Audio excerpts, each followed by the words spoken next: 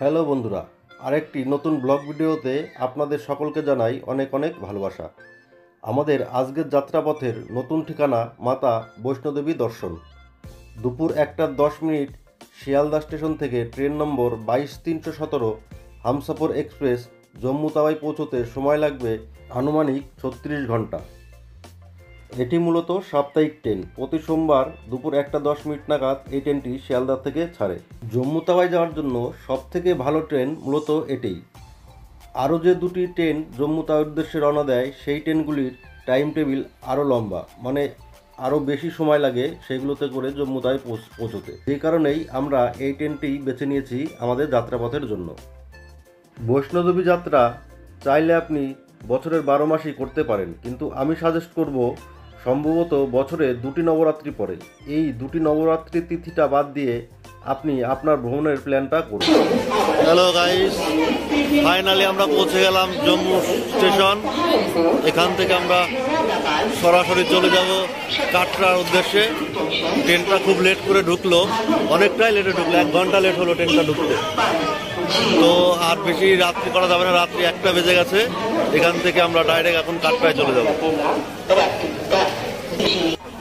আমরা এখন জম্মু স্টেশন থেকে মেন গেটের থেকে বাইরে চলে এসেছি। এখান থেকে ট্যাক্সি ভাড়া করতে হবে। এখানে ট্যাক্সির জন্য ফেয়ার প্রাইস আছে। ট্যাক্সি স্ট্যান্ড, ট্যাক্সিতে পর্চি কাটাতে হবে। প্রথমে পর্চি কাটিয়ে এখান থেকে ট্যাক্সি বুক করে ওরা কাটরার উদ্দেশ্যে রওনা দেবে। তো যাই হোক, ট্রেনে অনেকটা বোরিং লাগছিল। 2 দিনের জার্নি করে আমরা আজকে কাটরা এসে পৌঁছেছি কালকে রাত্রে। এখান থেকে এখন আমরা বৈষ্ণোদেবীর উদ্দেশ্যে রওনা দেব। যাচ্ছে বৈষ্ণোদেবীর উদ্দেশ্যে সবাই যাচ্ছে সকালবেলায়। দেখতেই পাচ্ছেন আপনারা কত ভিড় আছে আজকে, প্রচণ্ড ভিড় আছে আজকে রাস্তায়। বৈষ্ণোদেবীর উদ্দেশ্যে সবাই যাচ্ছে। এই যে আমাদের হোটেলটা। এই হোটেলটা আমরা আগে থেকেই বুক করে রেখেছিলাম, কারণ জম্মুতে আমাদের ট্রেন ঢোকার কথা ছিল রাত্রি 11টার সময়। ট্রেনটা প্রায় 4 ঘন্টা লেট করে যখন তার নির্দিষ্ট গন্তব্যে পৌঁছলো তখন ঘড়ির কাঁটা জানান দিচ্ছে ভোর 3:30 বাজে। সঙ্গত কারণেই আমরা অনলাইন থেকে কাটরাতে হোটেল বুক করে নিয়েছিলাম একদিনের জন্য 800 টাকা দিয়ে।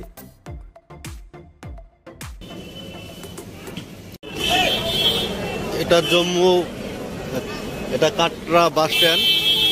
এখান থেকে আমাদের এখন পর্চি তৈরি করতে হবে।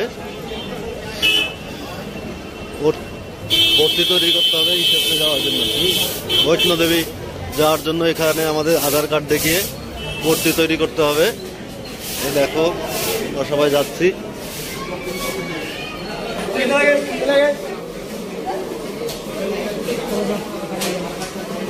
টিকিট কাউন্টার, এখানে আমাদের পর্চি তৈরি হবে, তারপরে আবার দেখছি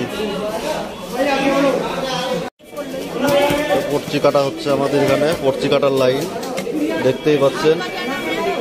ইসকা নেই, মানে বাচ্চাদের লাগবে না, আমাদের বড়দের লাগছে, বাচ্চাদের লাগছে না। একটা জিনিস ভালো হলো, বাচ্চাদের লাগছে না।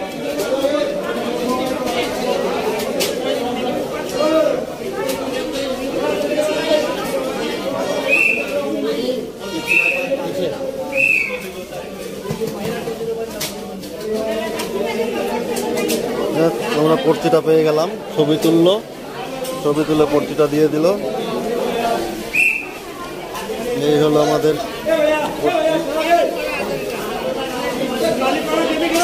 চলো। এই পর্চিটা আমরা এখান থেকে পেলাম। এটা দেখেই আমাদের এখন বৈষ্ণোদেবীর জন্য যেতে হবে।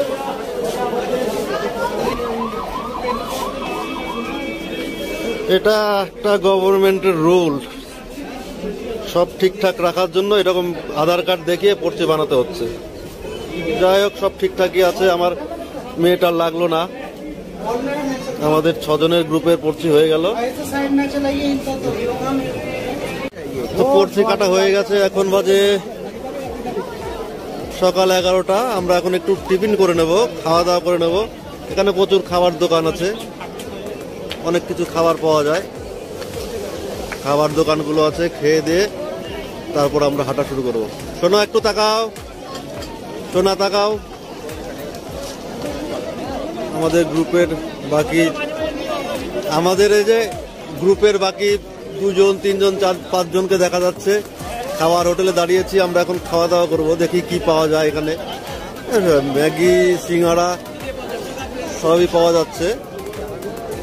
খাওয়া দাওয়া করে এখান থেকে অটো বুক করতে হবে, অটো করে তারপরে যেতে হবে বৈষ্ণোদেবী। ওই মন্দিরটা এখান থেকে দেখা যাচ্ছে, অনেকটাই উঁচুতে, 14 কিলোমিটার হাঁটতে হবে, দেখি পারি কি। আমাদের এই সকালের টিফিন হচ্ছে গরম গরম স্যান্ডউইচ, গরমা গরম समोसा, सैंडविच, चाय, कॉफी सब मिलेगा यहाँ पर।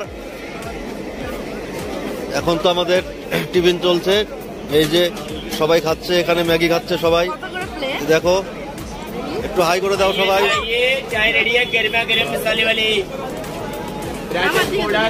আমার মেয়েটা ম্যাগি খাবে, কিন্তু এর আবার সবজি দেওয়া ম্যাগি চলে না, ওকে বেছে বেছে খাওয়াতে হচ্ছে। কি জ্বালা রে তোর জন্য। হ্যাঁ, আর একটা গুরুত্বপূর্ণ বিষয় যেটা নাকি আমাদের সকলের জীবনের সাথেই অপরিহার্যভাবে যুক্ত, সেটা হলো কমিউনিকেশন, মানে মোবাইল ফোন।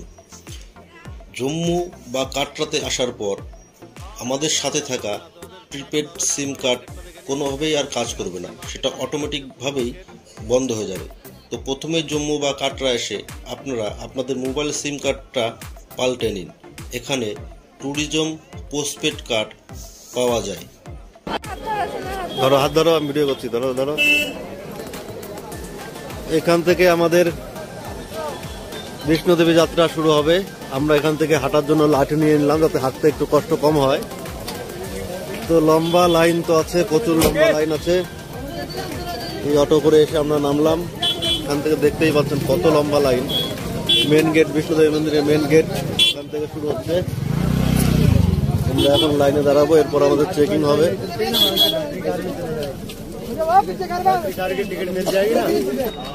এটা বৈষ্ণোদেবী ঢোকার এন্ট্রি পয়েন্ট। আমরা আর কিছুক্ষণের মধ্যেই এখান দিয়ে ঢুকবো, তারপরে আমাদের সব জিনিসপত্র সব চেকিং হবে। চেকিং করার পরে তবেই আমরা ঢুকতে পারবো। লাইন করে আলাদা করে দিল, লেডিসদেরকে আগে যেতে বলছে, আগে চলে গেল।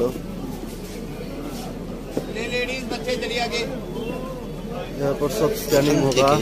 পুরো 12 কিলোমিটার রাস্তা হেঁটে আমাদেরকে পৌঁছতে হবে ভবন পর্যন্ত। আপনি চাইলে নাও হাঁটতে পারেন, তার জন্য ভাড়া পড়বে 3150 টাকা। এই ভাড়াটা পুরোটাই কিন্তু নির্ধারিত করা গভর্নমেন্টের রুলস অনুযায়ী। তো আপনি চাইলে পুরোটা রাস্তাও যেতে পারেন, আর অর্ধেক রাস্তা মানে অর্ধকুমারী পর্যন্তও এদের পিঠে উঠে যেতে পারেন। আর অর্ধেক রাস্তা গেলে এর জন্য ভাড়াটা আপনার অর্ধেক গুনতে হবে। এখান থেকে দুটো রাস্তা ভাগ হয়ে গেল, একটা সোজা চলে গেল, আরেকটা রাস্তা এখান থেকেই সামান্য নিচ দিয়ে চলে গেল। এটা নতুন রাস্তা। দুটো রাস্তার মধ্যে এইটুকুই তফাৎ যে পুরনো রাস্তাটা অর্ধকুমারী এখান থেকে 5.5 কিলোমিটার, আর নতুন রাস্তাটা 2 কিলোমিটার বেশি, মানে 7.5 কিলোমিটার। আমি সাজেস্ট করব পুরনো রাস্তাটা দিয়েই আপনারা আসুন। বাণগঙ্গা সিকিউরিটি গেট থেকে আমরা 300 মিটার হাঁটার পর বাণগঙ্গা মেন ভূমিতে এসে পৌঁছলাম। এখানে কথিত আছে যে প্রভু হনুমানজির প্রবল জল তেষ্টার কারণে মাতা বৈষ্ণোদেবীর কাছে আবেদন করেন। তখন মাতা বৈষ্ণোদেবী বাণ নিক্ষেপ করে ভূমি থেকে জল তোলেন। তাই থেকে এই জায়গার নামকরণ হয় বাণগঙ্গা।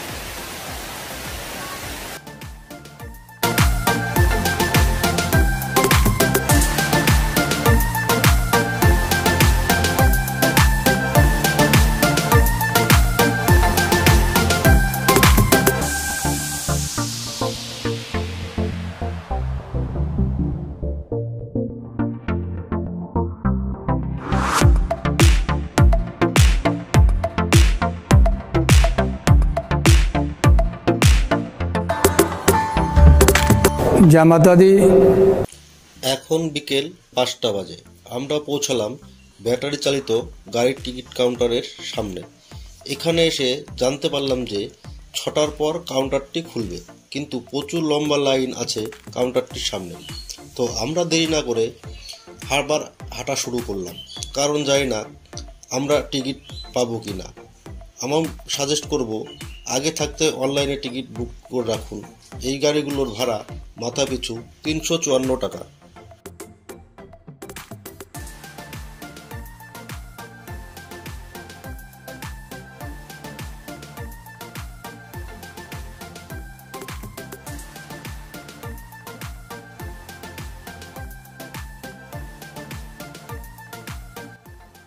এখানে হেলিকপ্টারের ব্যবস্থাও আছে, চাইলে আপনি হেলিকপ্টারে করেও আসতে পারেন, কিন্তু তার জন্য আপনাকে 1045 টাকা খরচ করতে হবে।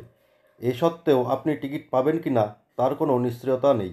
এর জন্য আপনি আগে থেকেই অনলাইনে টিকিট কেটে নিতে পারেন। দেখুন, বাচ্চাদের জন্য এরকম গাড়ি ভাড়া পাওয়া যায়। আমরা এখন বৈষ্ণোদেবী টেম্পলের দিকে হাঁটছি। প্রায় 3 কিলোমিটার হাঁটা হয়ে গেছে আমাদের বাকি গ্রুপের সবাই হাঁটছে। সবারই একটু কষ্ট হচ্ছে, হাঁটার তো অভ্যাস নেই। টুকটুক টুকটুক করে সবাই হেঁটে হেঁটে আস্তে আস্তে আমরা এগোচ্ছি। 3 কিলোমিটার সবে মাত্র আমাদের হাঁটা হয়ে গেছে।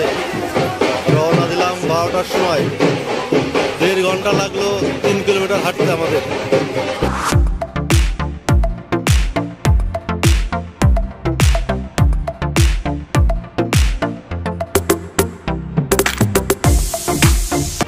ঘোড়া, মানুষ, পালকি সব চলতো, কিন্তু এই রাস্তাটা এখন এই জায়গা থেকে ভাগ হয়ে গেল। আর এখান থেকে ভিউটাও খুব অসাধারণ ভিউটাও খুব অসাধারণ লাগছে। পুরো পাহাড়ের টপে উঠে গেছে এখন আমরা এখন পুরো পাহাড়ের টপে উঠে গেছি। ভিউটাও এখান থেকে খুব আরেকটা কথা বলে দিই, বৈষ্ণোদেবীর মন্দির কিন্তু 24 ঘন্টাই খোলা থাকে। আপনি যে কোনো সময়, দিন হোক বা রাত, আপনি বৈষ্ণোদেবীর দর্শন পেয়ে যাবেন। কারণ নবরাত্রির সময় এই স্থানে এতটাই দর্শনার্থীদের ভিড় হয় যে দর্শনার্থীদের ভিড় সামলে হাঁটাচলা করাটাই দুষ্কর ব্যাপার হয়ে যায়। আর বর্ষাকালটা এড়িয়ে চলুন, কারণ বর্ষাকালে রাস্তাঘাটের অবস্থা খুবই খারাপ হয়ে থাকে। পিছলে পড়ে যাওয়ার একটা ভয় অকারণেই থেকে যায়। 3:20 বেজে গেছে। এখন একটু রেস্ট নেব, আমরা বিশ্রাম করব। বিশ্রাম করে এখানে খাবার দোকানপাট আছে, ভেজ খেলে ভেজ, ফল, জিলেপি, পরোটা, সব রকম খাবার দাবার এখানে অ্যাভেলেবেল আছে। এখানেও আমরা একটু এখন খেয়ে দিয়ে তারপরে আর বাকিটা পথের জন্য রওনা দেব। তো ওর জন্য এখন দুপুরে আমাদের লাঞ্চটা করতেই হবে। ওই যে ও লঙ্কা দেখাচ্ছে, ওর ঝালটা একটু বেশি খায়, লঙ্কা দিয়ে রুটি খাচ্ছে, আর একটু রাইস আছে। তো যাই হোক, আমরা এখন খাওয়া দাওয়া করবো। খাওয়া দাওয়া সেরে নিয়ে তারপরে আবার হাঁটা শুরু করবো।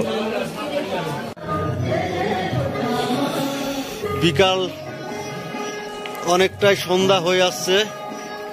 পরন্ত বিকালবেলায় আমরা আগের যতটা 5 কিলোমিটার আসলাম, প্রথম 5 কিলোমিটারটা যথেষ্টই খারাপ রাস্তা ছিল। ওইখানে হাঁটতে আমাদের কেন, সকলেরই ভালোই কষ্ট হচ্ছিল। তবে এই নতুন রাস্তাটা আসার পরে রাস্তাটা একটু ভালো হয়েছে, মসৃণ হয়েছে, এখানে একটু ভালোই হাঁটা যাচ্ছে। তারপরে যাই হোক, আমরা খাওয়া দাওয়া করলাম। দুপুরে খাওয়া দাওয়া করে এখন আবার আমরা হাঁটা শুরু করেছি। তো বিকালবেলার একটু ভিউ, হাঁটতে হাঁটতে আবার এই যে বসে পড়েছে আমাদের বন্ধুগুলো সবাই। তো এখন এখান থেকে আর মাত্র 5 কিলোমিটার দূরে বৈষ্ণোদেবী টেম্পল। তো আমরা ওর উদ্দেশ্যে যাব।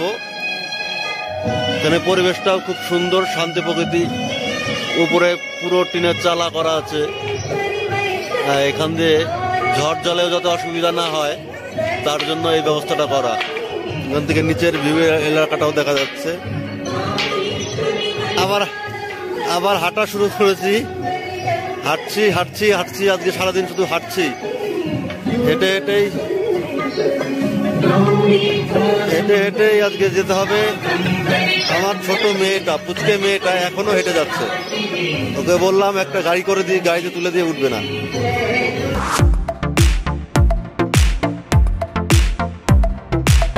তবে একটা জিনিসকে এখানে খুব ভালো, মন্দিরে ঢোকার বেরোনোর তো অবশ্যই ঢুকতে গেলে বেশি টাইম দেবে না।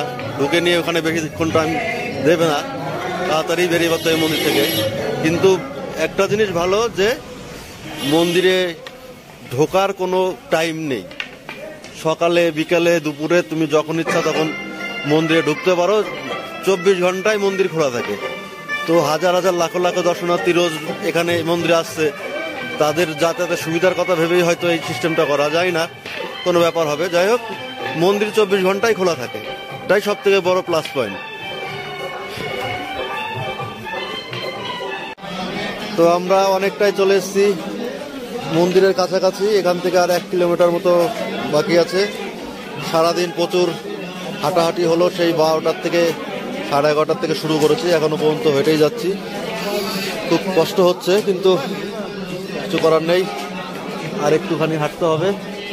এখানে ব্যবস্থা সব রকমেরই ছিল, বাচ্চাদের জন্য এরকম গাড়িগুলো ছিল, বাচ্চাদেরকে নিয়ে যায়। বড়দের জন্য পালকি ছিল, ঘোড়া ছিল, আর ব্যাটারি কারগুলো ছিল, কিন্তু এগুলো আমরা কিছুই বুক করে আসিনি, ওর জন্য আমরা কোনো কিছুতে উঠতে পারলাম না। আর এই চাতালগুলো দেখছেন, চাতালগুলো খুব সুন্দর করেছে যাতে করে ঝড় বৃষ্টির থেকে বাঁচা যাবে, এবং কি উপর থেকে যদি ছোটখাটো পাথরও কোনো সময় পড়ে সেই পাথরটাও এই চাতালে আটকে দেবে, সে প্রোটেক্টটা করবে। এটা কিন্তু খুব ভালো করেছে। আর রাস্তার আস্তে আস্তে চলো, রাস্তায় আস্তে আস্তে অনেক দোকানপাট, পায়খানা বাথরুম সবই পেলাম, কোনো কিছুরই সমস্যা নেই। জল, পায়খানা বাথরুম সব কিছুই অ্যাভেলেবেল এখানে। অ্যাম্বুলেন্স পর্যন্ত আছে, কারো যদি কোনো হঠাৎ করে শরীর টরিরগুলো খারাপ হয় সেই অ্যাম্বুলেন্সেরও ব্যবস্থাও এখানে আছে। তো কারোর কোনো সমস্যা হওয়ার কথা নয়।